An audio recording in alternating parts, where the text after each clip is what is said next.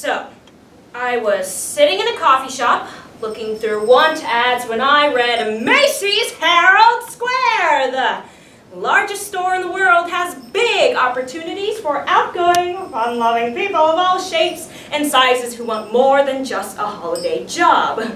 Working as an elf in Macy's Santaland means being at the center of excitement. I circled the ad and then I laughed out loud. The man seated next to me turned on his stool, checking to see if I was a lunatic. I continued to laugh quietly until the check arrived and I remembered that I don't have a job. Funny how you can forget a thing like that. So I brought the ad home and my roommate Rusty and I were laughing about it and he dared me to call for an interview. So I did. The woman at Macy's asked, would you be interested in full-time elf or evening and weekend elf? I said full-time elf. I have a doctor appointment next Wednesday at noon. I am a 33-year-old woman applying for a job as an elf. I suppose it could be worse. I mean, I often see people on the streets dressed as objects handing out leaflets. I tend to avoid leaflets, but it just breaks my heart to see a full-grown man dressed as a taco. So if there is a costume involved, I tend not only to accept the leaflet, but to accept it graciously, saying, thank you so much, but instead thinking, you poor, pathetic SOB. This afternoon, I accepted a leaflet from a man dressed as a camcorder. Hot dogs, peanuts, tacos, video cameras, these things make me sad because they don't have a place. They don't fit in on the streets. Okay, yeah, in a parade maybe, but not on the streets. I figure that at least as an elf, I will have a place. I'll be in Santa's village with all the other elves. We will reside in a fluffy wonderland surrounded by candy canes and gingerbread shacks. It won't be quite as sad as standing on some street corner dressed as a french fry. Okay, look, I am trying to look on the bright side here. I arrived in New York 3 weeks ago with high hopes. Hopes that have been challenged. You know, in my imagination, I'd go straight from Penn Station to the offices of One Life to Live. Right. Drop off my bags and spruce up before heading off for some drinks with my new celebrity friends. Victoria Buchanan, the show's greatest star, would lift her frosty glass in my direction and say, everyone, people, please, may I have your attention? I'd like to propose a toast to Clint. Sit down, darling, this isn't about you. I'd like to propose a toast to our new friend, Eugen, the newest member of our television family. Welcome to Landview. I'd say, you guys, cut it out. Then Vicky would lay her hand over mine and tell me that I'd better get used to being the center of attention. But instead, I am applying for a job as an elf. Even worse than applying is the very real possibility that I will not be hired. That I couldn't even find work as an elf. Ugh, that's when you know you're a failure. I am down to the wire here, $20 away from walking dogs. After begging my mother for another loan, I applied at a place that covers styrofoam creatures in moss. Left to its own devices, nature can cover things in moss for free. It's not that difficult a task, but I still didn't get the job. Oh, a skill. A person needs a skill. Why hadn't I ever realized that before? In order to become an elf, I filled out 10 pages worth of forms, took a multiple choice personality test, underwent 2 interviews, and submitted urine for a drug test. The first interview was general, designed to eliminate the obvious sociopaths. During the second interview, we were asked why we wanted to become elves, which when you think about it, is a fairly tough question. I listened as the woman ahead of me, a former waitress, answered the question by saying, I really want to become an elf because I think it's about acting. And before this, I worked at a restaurant which was run by this really wonderful woman who had a dream to open a restaurant. And it made me realize that it's really, really important to have a dream. Everything this woman said, every phrase, every sentence was punctuated by a question mark. When it was my turn, I explained that I wanted to become an elf because it was one of the most frightening career opportunities I had ever come across. And the interviewer raised her face from my application and said, and I'm certain I failed my drug test. I mean, my urine. But they still called me back for another round of questioning. I met with 2 head managers for a brief interview where they asked questions related to my interests and hobbies. I can't recall my exact words, but somewhere along the line I expressed an interest in whittling. In truth, the only thing I've ever whittled is a bong. I was searching for something elf-like and figured I pulled it off when they sent me downstairs to fill out a series of tax forms. Afterwards, I was sent to a holding pen where I was seated beside a real-life female dwarf. This, I thought, was a good sign. Names were called, and the smallest people were summoned into the manager's office. After them went the guys with the biggest ears and the women without chins. I waited a long time.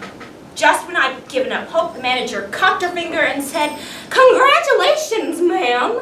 You are an elf." I have spent the last several days sitting in a crowded, windowless Macy's classroom undergoing the first phases of elf training. This morning we were lectured by the Santaland managers and presented with a Xeroxed booklet of regulations titled The Elfin Guide. Most of the managers are former elves who work their way up the handicapped ladder, but retain vivid memories of their days in uniform. Some of the bosses led us in motivational cheers, a concept that stuns me to the core.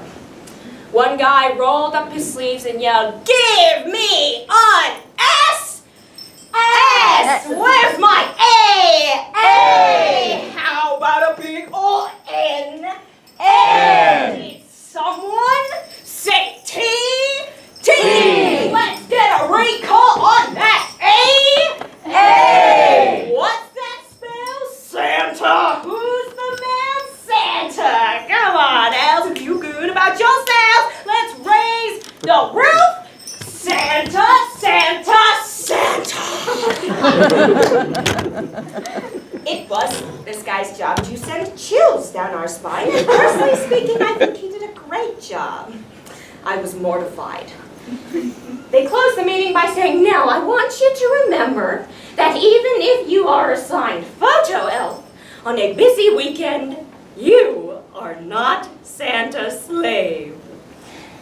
I spent the rest of my 8-hour day with 50 elves and one perky, well-meaning instructor in an enormous Macy's classroom, the walls of which were lined with NCR 2152s. A 2152, I have come to understand, is a cash register. The class was broken up into study groups and given assignments. My group included several returning elves and a few experienced cashiers who tried helping me by saying things like, "Don't you even know your personal ID code?" Jeez, I had mine memorized by 10 o'clock. Everything about the cash register intimidates me. The worst part is that after I have accumulated $300, I have to remove $200, fill out half a dozen forms, and drop the envelope of cash into the drop in the China department or to the vault on the balcony above the first floor. I will not be allowed to change beforehand. I'll have to go dressed as an elf. It's one thing to be an elf in Santaland, and it's a whole nother thing to be an elf in sportswear. Today we we were told that during the second week of December, Santaland is host to Operation Special Children, at which time poor children receive free gifts donated by the store. There is another morning set aside for terribly sick and deformed children. On that day, it's Nell's job to greet the child at the magic tree and then jog back to the house to brace our Santa. Interpreters for the deaf came and taught us to sign, "Merry Christmas! I am Santa's helper!" They told us to speak as we sign and to use bold, clear voices and bright facial expressions. They taught us to say things like, "You are very pretty, boy/girl.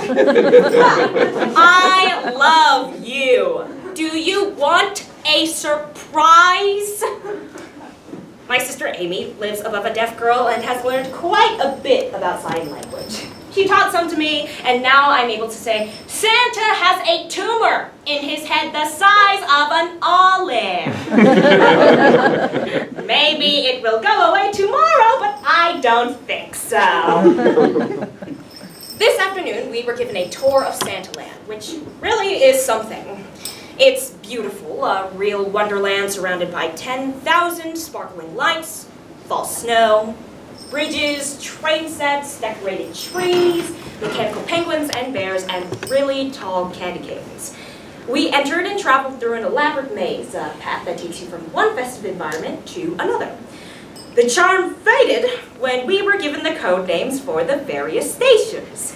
The narrow hallway besides the entrance is what is referred to as the "Oh my God" corner. People coming in see the long line and say, "Oh my God!" And it's an elf job to calm them down and explain that it'll only take 1 hour to see Santa. Further down along the path, we come to what is known as the vomit corner, a mirror wall where nauseous children tend to surrender the contents of their stomachs. When someone throws up, the nearest elf is instructed to yell, "Vamos!" the brand name of the janitorial product used by the store. The path ends at the magic tree, which is supposed to resemble a complex system of roots. A child is supposed to think, "Wow, I can't believe I'm in a tree!" But instead it just looks like a large-scale model of the human intestinal tract. Once you pass the tree, the lights dim, and the elf guides you to Santa's house, which is actually more like a shack in regards to size. There's no sink or toilet, so it's kind of hard to imagine Santa actually living there. It's more like his den, or his man cave. But they've gone out of their way to make it cozy and intimate, the walls lined with toys. Each house has a hidden camera. After the tour, we were given a demonstration of the various positions in action performed by returning elves who were so animated and endlessly cheerful that it embarrassed me to walk past them. I don't know how you could look somebody in the face and go, "Oh my goodness, I think I see Santa," or "Can you close your eyes and make a very special Christmas wish?"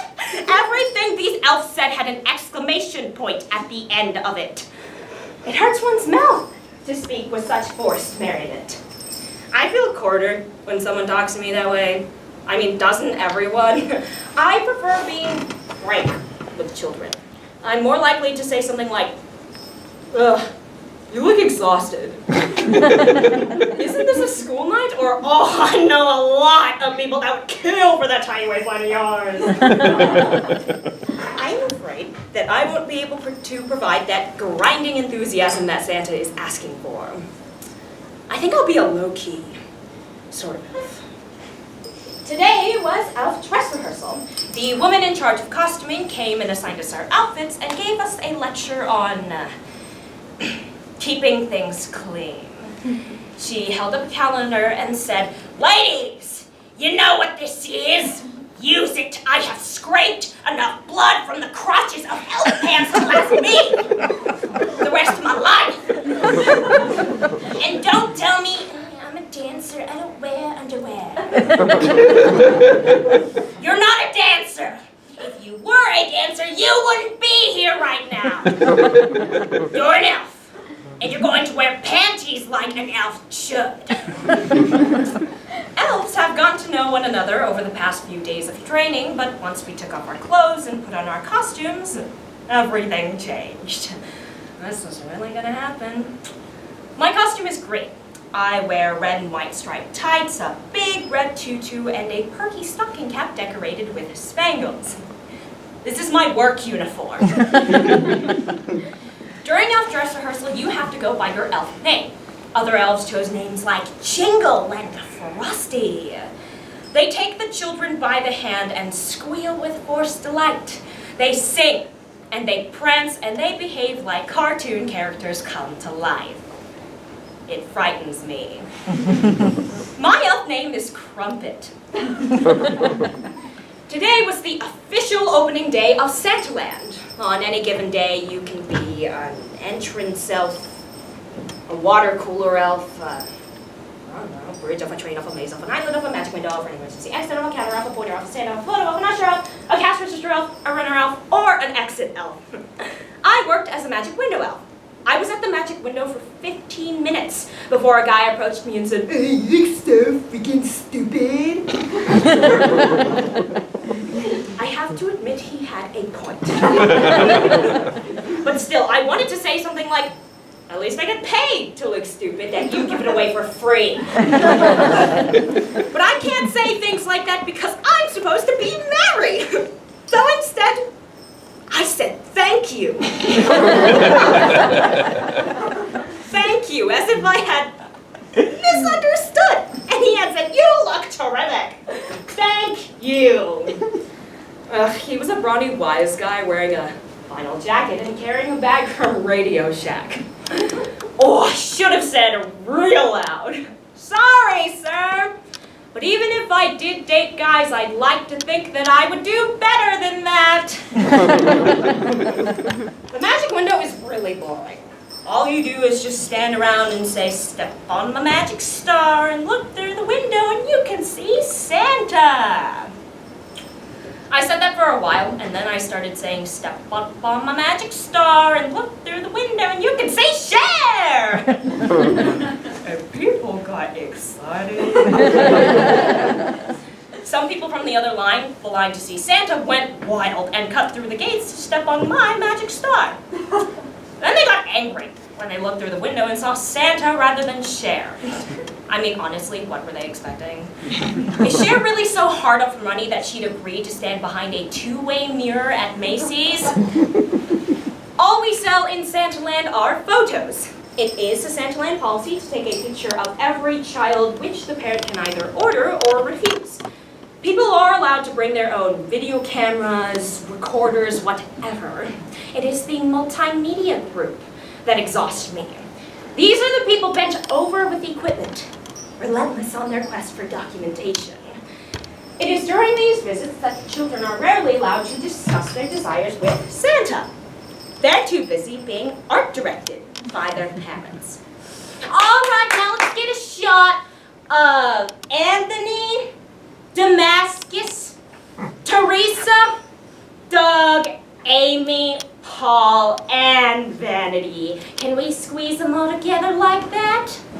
Santa, how about you put Doug on your shoulders? Can we do that? Vanity and Damascus, look here, babies. No, babies, look here. Santa, how about you place your arm around Amy and shake hands with Paul at the same time? Oh, that looks good. That looks nice. Sometimes the parent asks you to stand beside the child and wave. I do so. I stand beside the child and wave at the video camera, wondering where I will wind up. I picture myself on a television set in a paneled living room in Rappahannock set or easternmost Meadows. I picture the family fighting over control for the remote, accidentally hitting the fast-forwarding button. The child's wave becomes a rapid salute. I enter the picture and everyone entertains the same thought.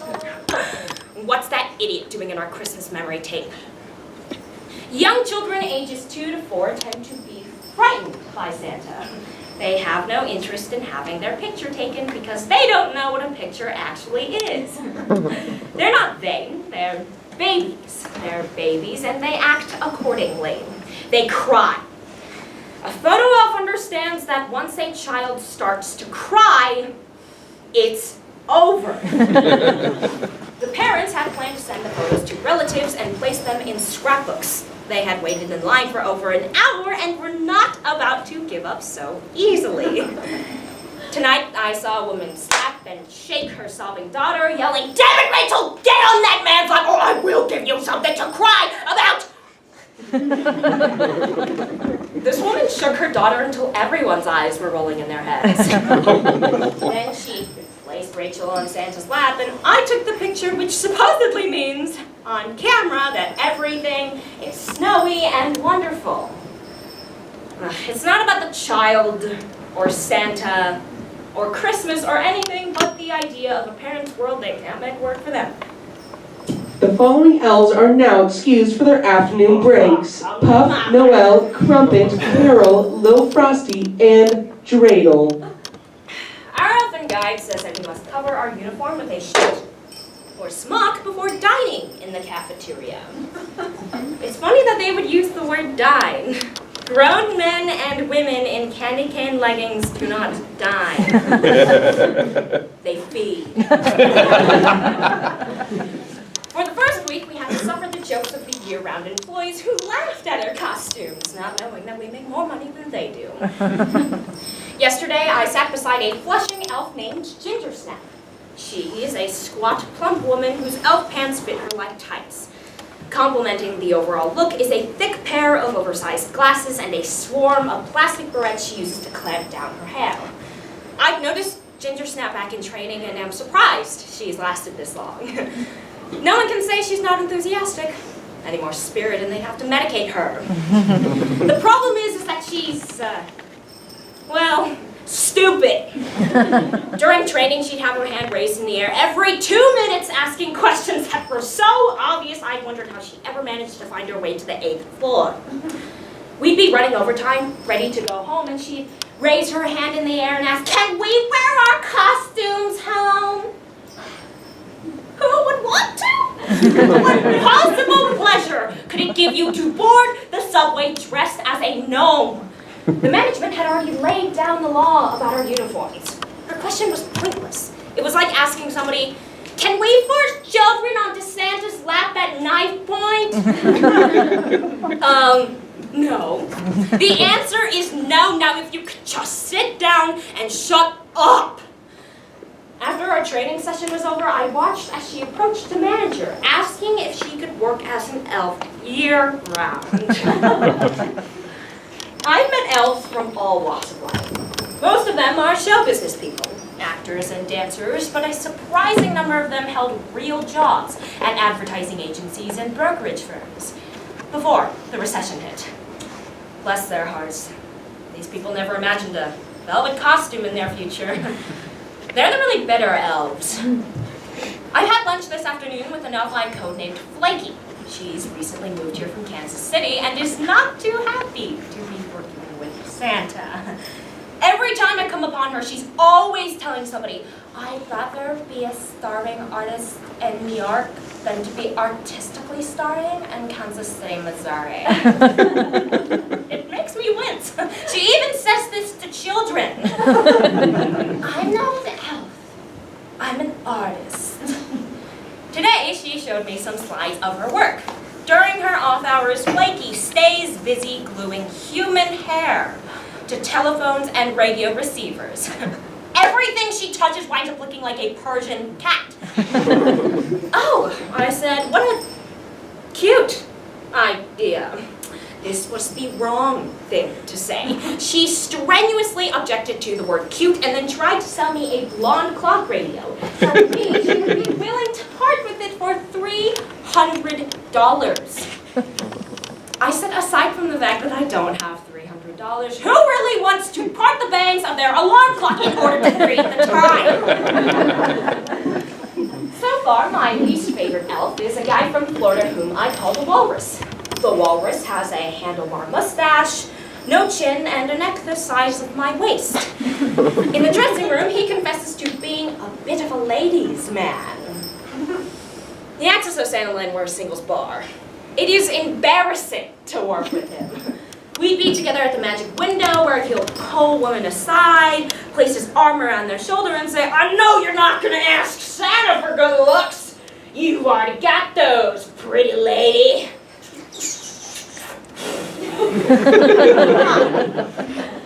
In his mind, the women are charmed, dizzy with his attention.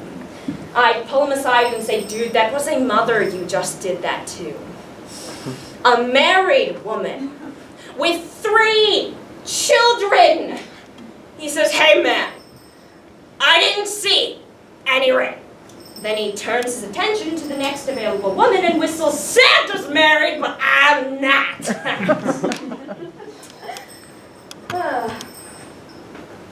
But the overall cutest elf is a fellow from Queens named Snowball. Snowball tends to ham it up with the children, sometimes literally tumbling down the path to Santa's house.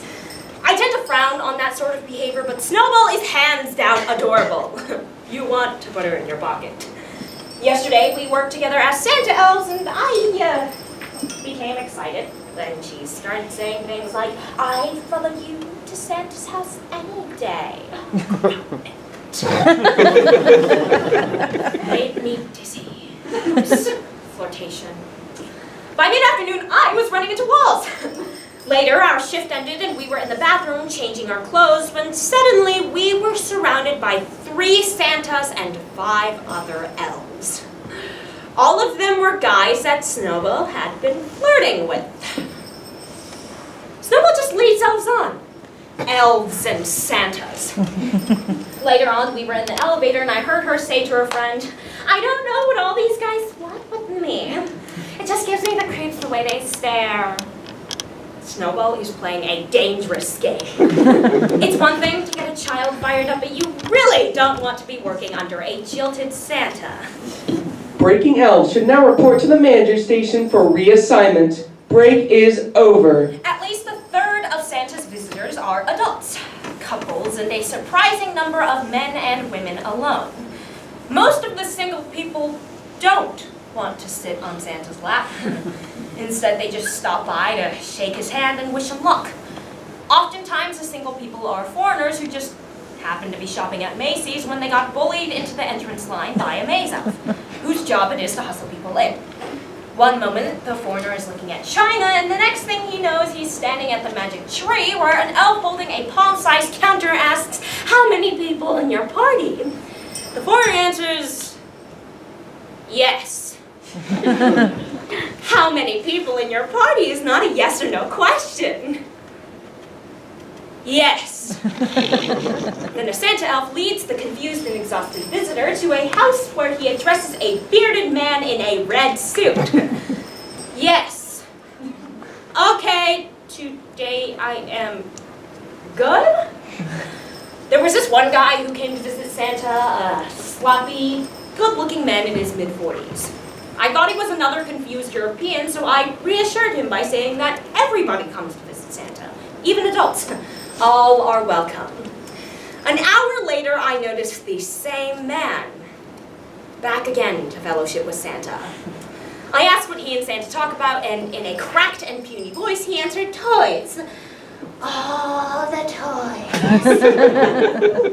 It was then I noticed a dent in the left side of his forehead. You could place an acorn in a dent like that. He waited in line and returned to visit Santa a 3rd time. On his final visit, he became so excited that he peed in Santa's lap. There were 2 New Jersey families who came to visit Santa. 2 loud, ugly husbands with 2 wives and 4 children between them. The children sat on Santa's lap and had their picture taken. When Santa asked a 10-year-old boy what he wanted for Christmas, one of the fathers shouted with, "Give him a woman, Santa!" These men were very loud and irritating, constantly laughing and jostling one another. The women sat on Santa's lap and had their picture taken, and each asked for a KitchenAid brand dishwasher and a decent winter coat. When the fathers sat on Santa's lap and asked what they wanted for Christmas, one of the husbands replied, "I want a broad with big boobs." The man's small-breasted wife crossed her arms over her chest, looked at the floor, and gritted her teeth. The man's son tried to laugh. So far in Santaland, I have seen the old Simone from General Hospital, Sean from All My Children, Walter Cronkite, and Phil Collins. Last year, one of the elves got suspended after asking Goldie Hawn to autograph her hand. We have been instructed to leave the stars alone. Phil Collins was small and well-groomed. He arrived with his daughter and an entourage of 3. I don't really care about Phil Collins one way or another, but I saw some people who might and felt that it was my duty to tap them on the shoulder and say, "Look, there's Phil Collins!" Many of Santa's visitors are from out of town and would welcome the opportunity to view a celebrity, as it rounds out their New York experience.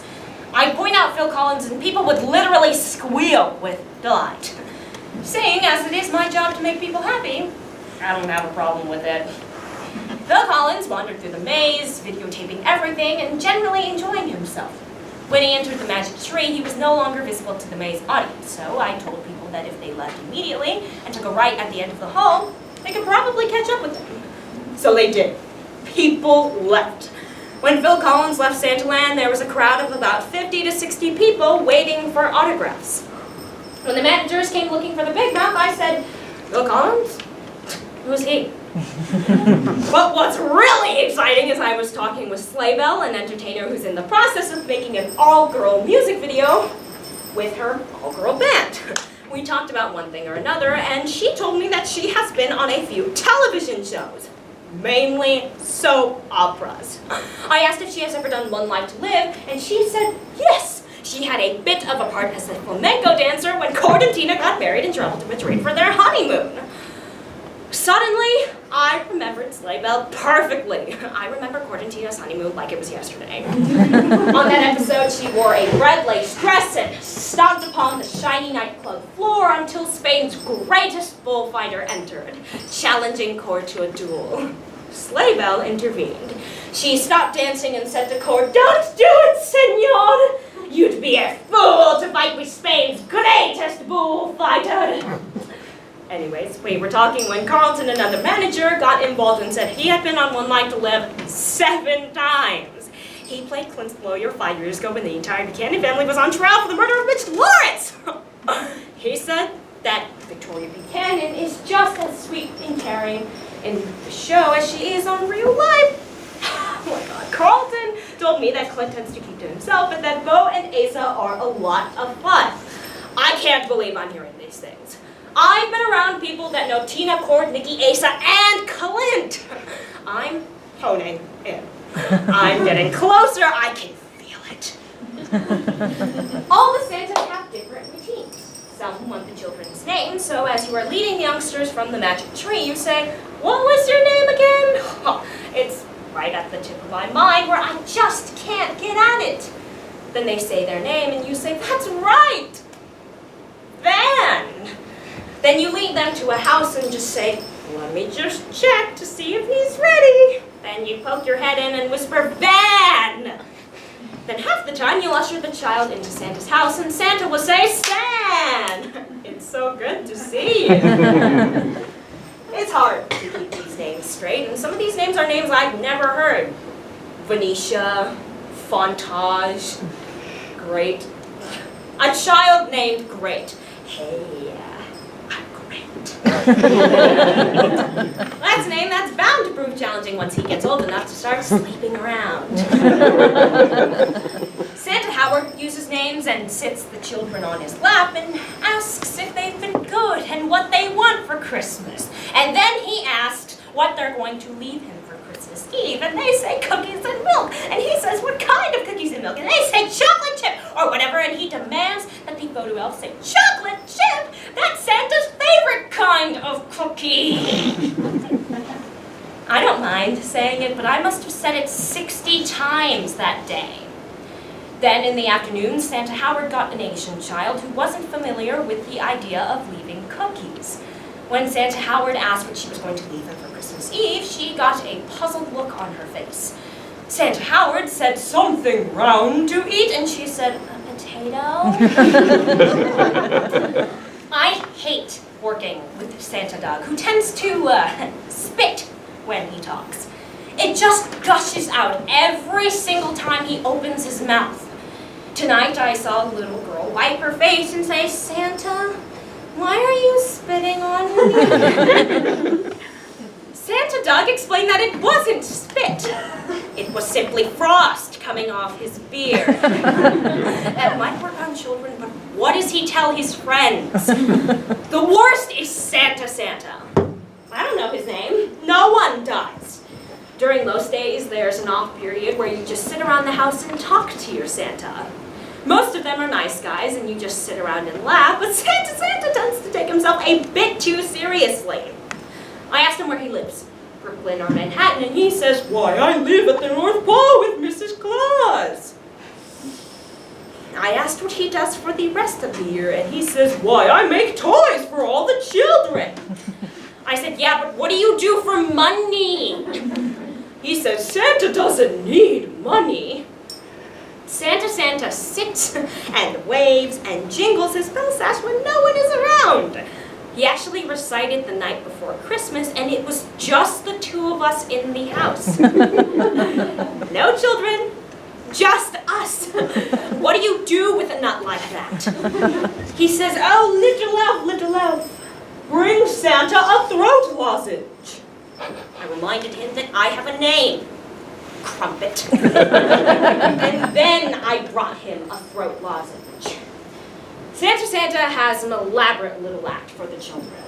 He'll talk to them and give them a hearty chuckle, and then he asks what their favorite Christmas carol is. The children respond with Rudolph the Red-Nosed Reindeer, and then Santa asks if they will sing it out loud. The children are shy and don't want to sing it out loud, so Santa says, "Oh, little elf, come help young Brenda sing that favorite carol of hers." Then I have to stand there and sing Rudolph the Red-Nosed Reindeer, which I hate. Then in the afternoon, there was a little girl who didn't know what her favorite carol was. So Santa suggested Away in the Manger.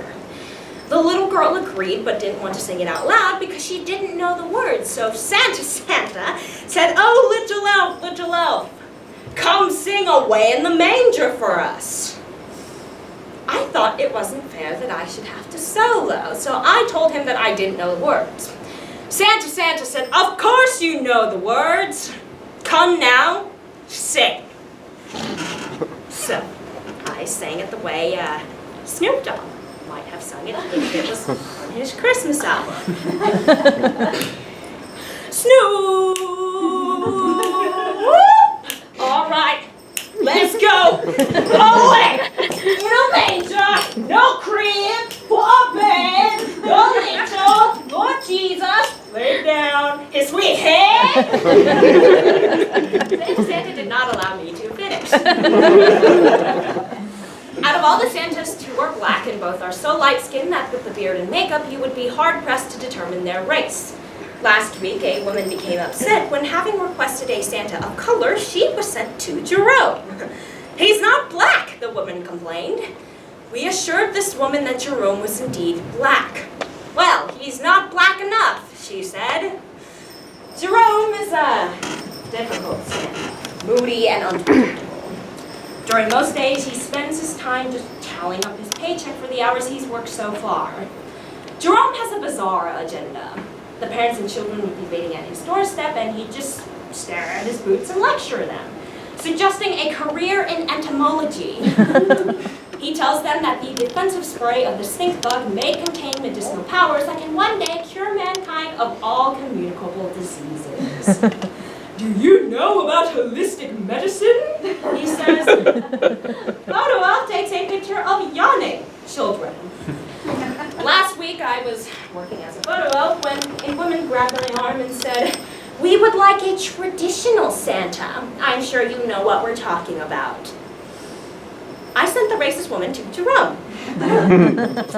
I've had requests from all sides. White Santa, Black Santa, Asian Santa, Woman Santa, Sandy Santa, Santa Anna, Bumpy Santa, Metallic Santa, myself, as Santa and Krampus.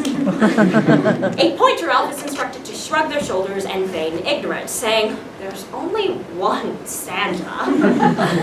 Today I worked as an exit elf, telling people in a loud voice, "This way out of Santaland!" There was a woman buying photos as her son lay beneath her, kicking and heaving, having a tantrum.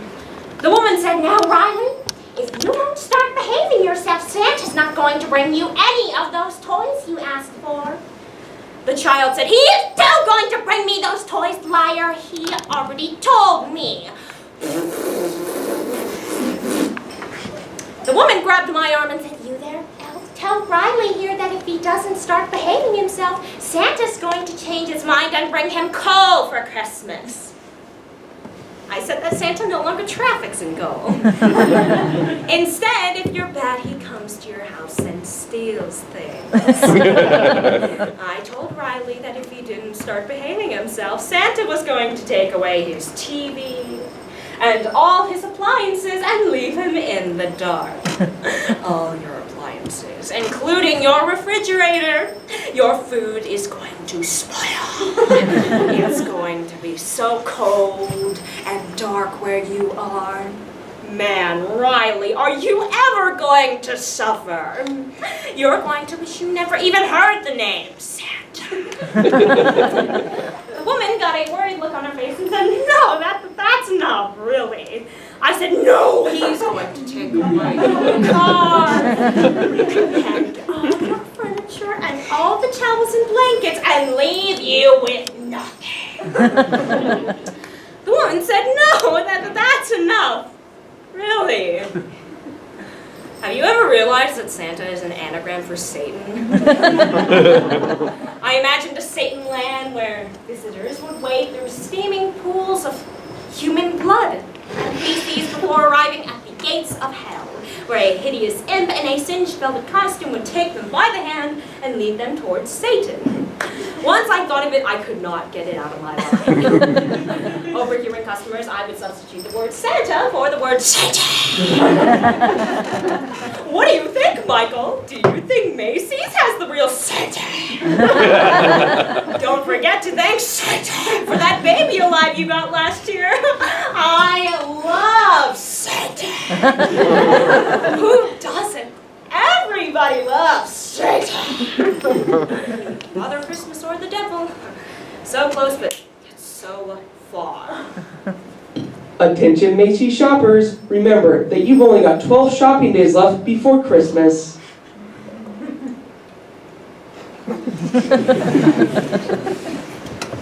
As Christmas approaches, we grow progressively busier. There's no longer any downtime, and I think they need to outfit all the elves with cans of mace. It's all Santa, Santa, Santa. Not even the children have respect for the elves, unless it's the dwarf. Then, oh, they go wild. Everybody wants their picture taken with the damn dwarf. Physically, she looks the part, sure, but if you ask me, she's just coasting on her looks. I got a haircut today, and a few people complimented me, but it didn't really register. I spent all day lying to people saying, "You look so pretty," and "Santa can't wait to visit you. You're all he talks about. It's just not Christmas without you.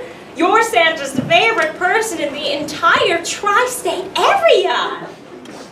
Sometimes I lay it on real thick. "Oh my God, aren't you the princess of Rongovia? Santa told me that a beautiful princess was coming here to visit him. He said that she would have red hair and that she was very pretty, but not stuck up or two-faced." That's you, isn't it? I lay it on, and the parents mouth the words "thank you" and "good job." To one girl I said, "You're a model, aren't you?" The girl was maybe 6 years old and replied with, "Yes, I'm model, but I also act." I just got a second callback for a Fisher Price commercial. The girl's mother said, "You may recognize Caitlin from the My First Sony campaign. She's on the box." I said, "Yes, of course." I spend all day lying to people, and that has made me immune to compliments. I think I'm starting to lose it. Attention holiday shoppers, remember that there are only 9 more days before Christmas. I changed my elf name from Crumpet to Blisters. A little on the trollish side, I know, but circumstances have eroded my elfin spirit. I was with Santa Carl when a mother came in with her child saying, "All right, Jason, tell him what you want. Tell Santa what you want." Jason said, "I want Procter and Gamble to stop animal testing." The mother rapped her son over the head and said, "That's Procter and Gamble! And what do they do to animals? Do they torture animals, Jason? Is that what they do?" Jason said, "Yes, they torture." Then I was working as a counter elf when I saw a woman unzip her child's fly and instruct him to pee in the bank of artificial snow. He was a young child, maybe 4 to 5 years old, and he did it! He peed! Okay, Santaland might look like the outdoors, but on careful inspection, you can't help but notice 4 walls and a ceiling! Attention everyone, from your friends at Macy's, remember that you've only got 7 more shopping days until Christmas. Today, a child told Santa Ken that he wanted a complete set of Teenage Mutant Ninja Turtles and his dead father back. Everybody wants those damn turtles. Look people, you've only got 3 more shopping days until Christmas. I manned the oh my god corner. We were packed, absolutely packed, and everybody seemed to stop me with a question. Which way to the down escalator? Which way to the elevator? The gift wrap, the patio restaurant, the tree? A tree! There was a line for Santa. And a line for the woman's bathroom. And one woman, having asked me 1,000 questions already, got up in my face and said, "Which is the line for the woman's bathroom?" I shouted that I thought it was the line with all the women in it! She said, "I'm going to have you fired." Okay. Go ahead! Be my guest. I am wearing a green velvet costume.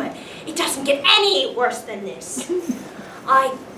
They would say like, "I'm going to have you fired," and I wanted to lean over and say, "I'm going to have you killed!" This is just a reminder that Macy's will be closed on Christmas Day. This leaves you with 1 more shopping day. That's it. 1. This was my last day of work. We'd been told that Christmas Eve would be slow, but this was the busiest I'd ever seen it. The chaos of weeks' worth of training had prepared us for. 23,000 people behaving as if they were trying to board the last train out of town. I started at the magic tree where I witnessed a fist fight between 2 mothers.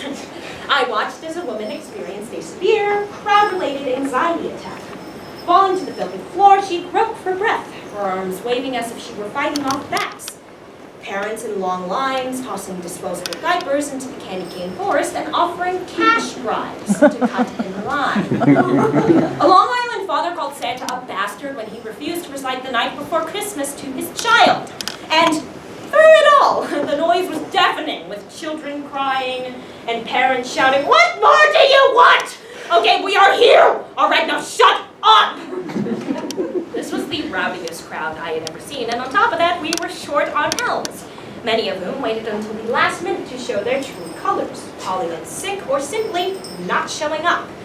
Many of the elves complained, but the rest of us found ourselves in the moment we'd been waiting for. It was us against them. Time to be a trooper, and I surrendered completely. I was sent to Santa Randy, who had them on the left and off the left in 30 seconds flat.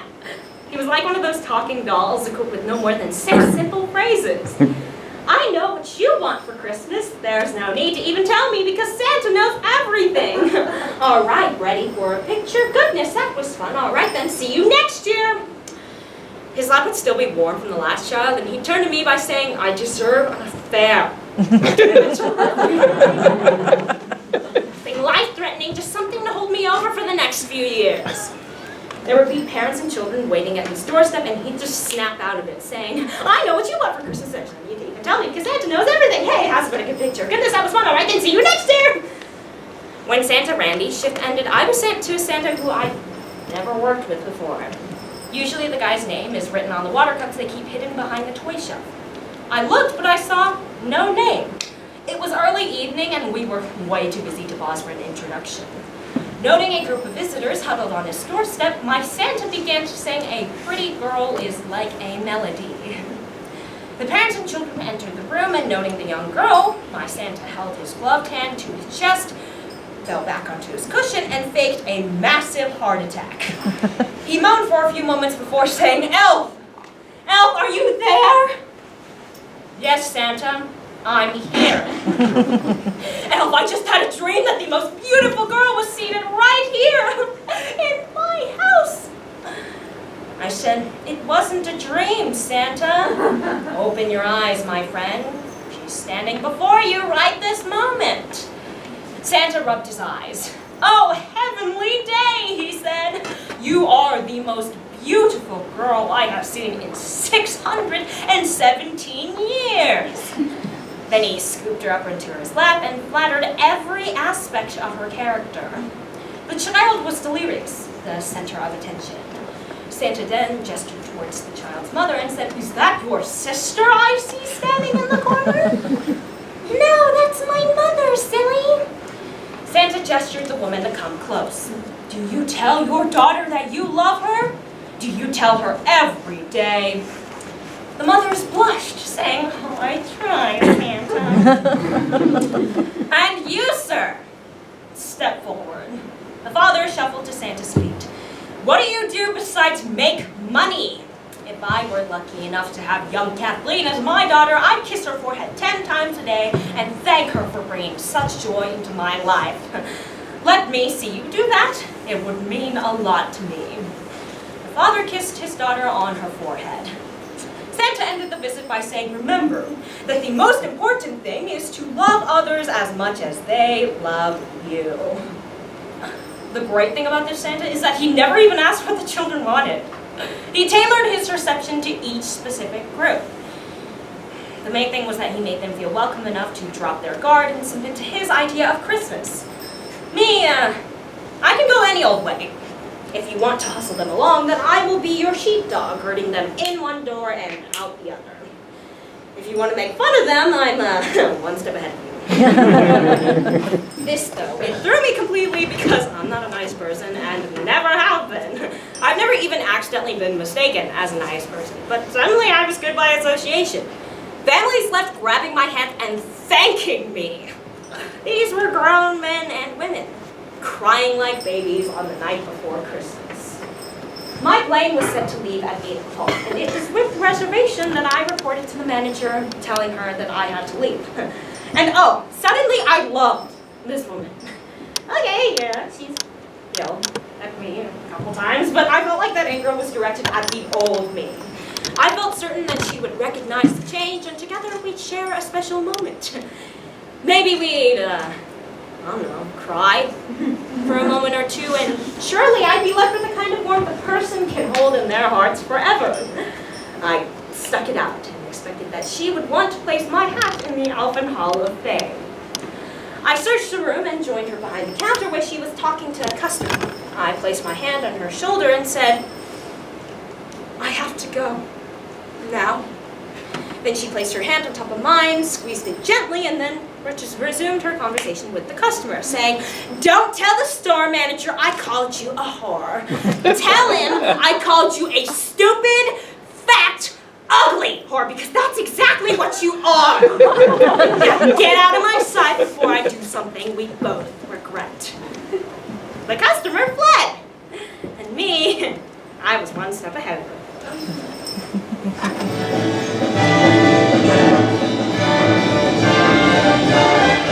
It's the most wonderful time.